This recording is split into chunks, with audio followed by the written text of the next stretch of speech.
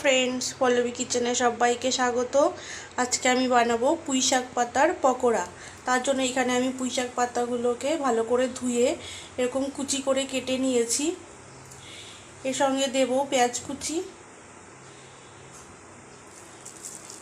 একটা পেঁয়াজ কুচি করে কেটে নিয়েছি, সেটাকে দিয়ে দিলাম।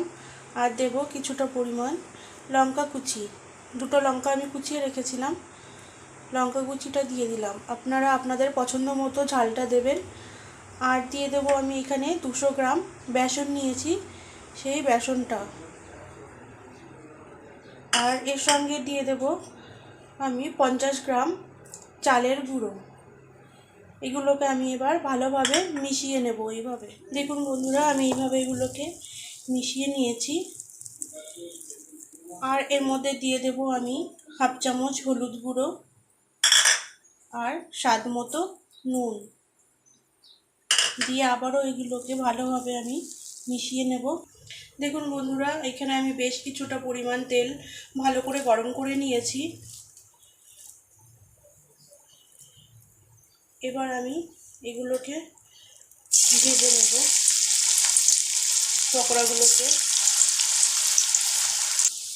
দেখুন বন্ধুরা, এইভাবে লো আর মিডিয়াম ফ্লেমে এগুলোকে আমি ভেজে নেব। এটা খেতে কিন্তু খুবই টেস্টি হয়, আপনারা বানিয়ে খাবেন। দেখুন বন্ধুরা, এইভাবে আমি লাল লাল করে ভেজে নিয়েছি সবগুলো। দেখুন দেখতে কতটা সুন্দর লাগছে, খেতেও ঠিক ততটাই সুন্দর। আমার রেসিপিটি ভালো লাগলে আপনারা আমার চ্যানেলটিকে সাবস্ক্রাইব করে দেবেন আর পাশে থাকা বেল আইকনটি দাবিয়ে দেবেন। এগুলোকে আমি এবার দেখতে কতটা সুন্দর লাগছে, খেতেও ঠিক ততটাই সুন্দর লাগে। আপনারা এটা বিকেলে স্ন্যাক্স হিসাবেও খেতে পারেন বা দুপুরে ভাতের সাথে খেতে পারেন। লাঞ্চ বা ডিনার বা স্ন্যাক্স হিসাবে আপনারা খেতে পারেন এটাকে। দেখতে কতটা সুন্দর লাগছে দেখুন।